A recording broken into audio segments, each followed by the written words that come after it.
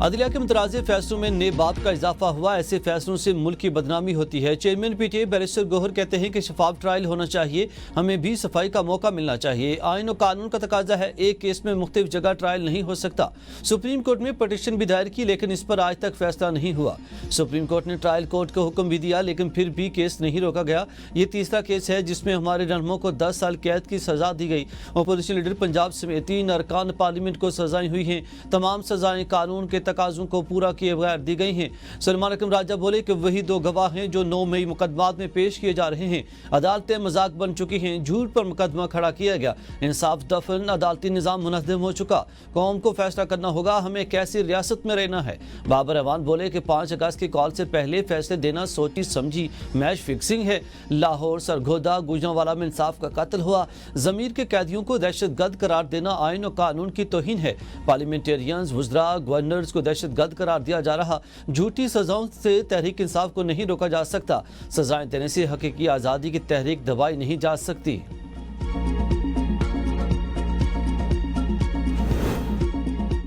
کسی کارکن کو سزا ہونے پر خوشی کا اظہار نہیں کر سکتا۔ رانا ثناء اللہ کہتے ہیں کہ 9 مئی نہ کوئی افسانہ تھا اور نہ ڈرامہ۔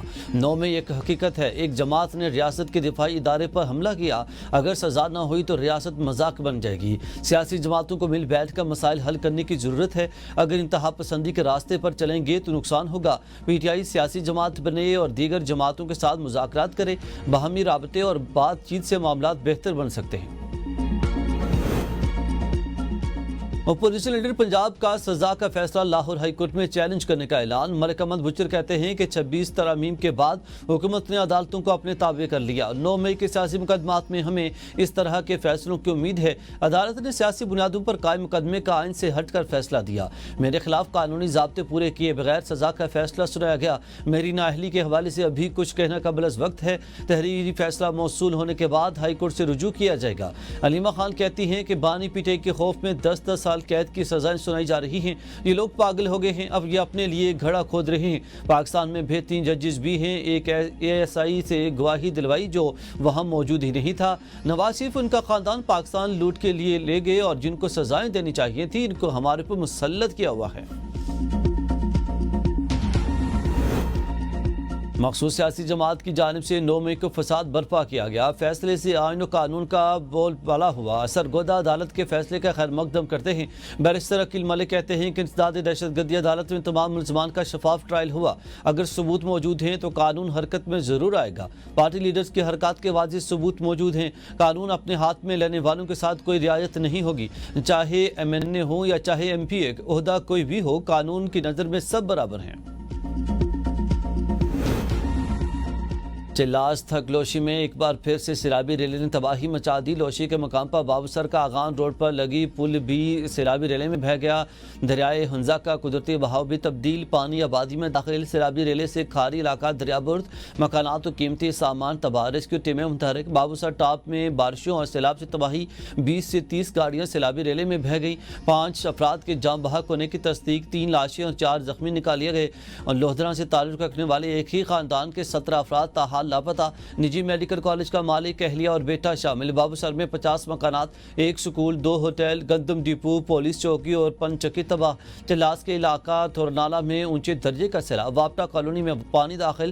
موسمی صورتحال کے پیش نظر رات کے اندھیرے کے باعث بابوسر تھک میں لاپتہ سیاحوں کی تلاش کے لیے جاری ریسکیو آپریشن عارضی طور پر روک دیا گیا۔ انتظامیہ کا کہنا ہے کہ موسمی حالات بہتر ہونے اور موسم صاف ہونے پر ریسکیو آپریشن صبح شروع کیا جائے گا۔ شاہراہوں کی بحالی کے لیے آپریشن جاری۔ شاہراہ ریشم دیامر کی حدود میں چھوٹی گاڑیوں کے لیے کھول دی گئی۔ شاہراہ کراکرم بھی چھوٹی گاڑیوں کے لیے کھول دی گئی۔ چلاس جلکھٹ روڈ اور بابوسر ٹاپ کی سڑکیں بند۔ شاہراہ بابوسر ناران ہر قسم کی ٹریفک کے لیے بند۔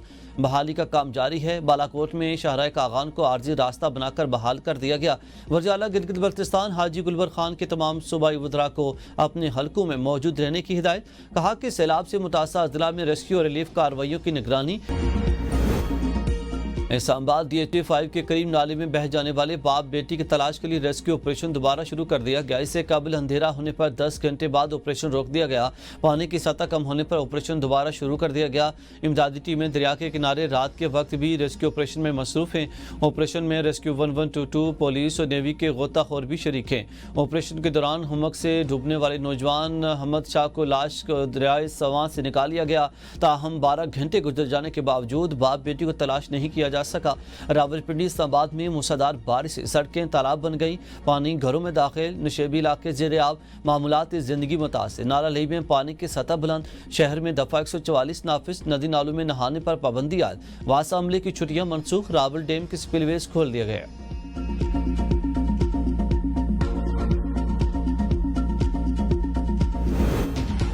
بالائی خیبر پختونخوا، آزاد کشمیر اور گلگت بلتستان میں بھی بارشوں سے تباہی۔ PDMA کے مطابق خیبر پختونخوا میں بارشوں اور لینڈ سلائیڈنگ سے 10 افراد جاں بحق جبکہ 2 زخمی ہو گئے۔ جاں بحق افراد میں 6 بچے، 2 مرد اور 1 خاتون شامل۔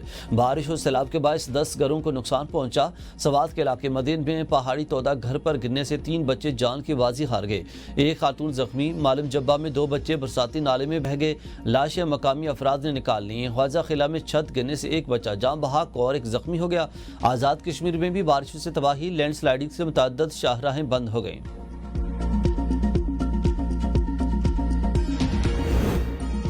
لاہور، گجرانوالہ، جہلم اور مری سمیت پنجاب کے مختلف علاقوں میں بارشیں۔ مری میں موسلادھار بارش سے متعدد مقامات پر لینڈ سلائیڈنگ، گاڑیاں پھنس گئیں۔ ریسکیو آپریشن جاری، کئی افراد اور گاڑیوں کو بحفاظت نکال دیا گیا۔ 3 افراد پتھر لگنے سے معمولی زخمی۔ نمبروری میں بڑی چٹان سرک گئی، 2 گھر زد میں آ گئے اور خراب موسم کے باعث بجلی کا نظام بھی درہم برہم، شہریوں کو شدید مشکلات۔ پنڈ آدن خان میں نیو سبزی منڈی کے قریب تالاب میں بچہ ڈوب کر جاں بحق۔ کشمور میں گڈو براج پر دریا سندھ کی سطح بلند، نچلے درجے کا سیلاب۔ حافظ آباد میں دریائے چناب میں پانی کی سطح بلند، بیلا کے دیہی علاقوں کے مکینوں کو محتاط رہنے کی ہدایت۔ پنجاب میں 26 معطل اپوزیشن ارکان بحال، قائم مقام اسپیکر ظہیر اقبال چنٹ نے نوٹیفیکیشن جاری کر دیا۔ قائم مقام اسپیکر کا کہنا ہے کہ اپوزیشن کے ارکان چاہیں تو ابھی اجلاس میں شریک ہو سکتے ہیں۔ مجتبیٰ شجاع الرحمان بحالی کی درخواست دیتے کہا کہ وزیر اعلیٰ کی بھی خواہش ہے نمائندگان منتخب ہو کر اسمبلی میں آئیں، انہیں ایوان میں آنے کی اجازت دی جائے تاکہ وہ حلقوں کی نمائندگی کریں۔ اسمبلی میں اپوزیشن کے بغیر رونق نہیں، معطل 26 ارکان کی بحالی کی جائے، جس پر قائم مقام اسپیکر ظہیر اقبال چنٹ نے نوٹیفیکیشن جاری کر کے ایوان میں لانے کی ہدایت کر دی۔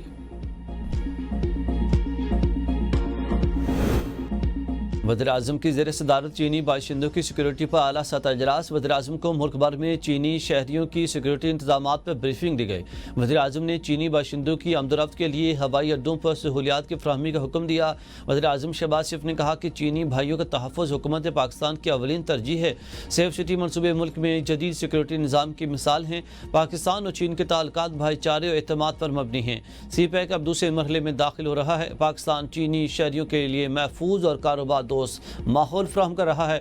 بریفنگ میں بتایا گیا کہ وفاق اور تمام صوبے چینی باشندوں کی سیکیورٹی کے لیے مل کر کام کر رہے ہیں۔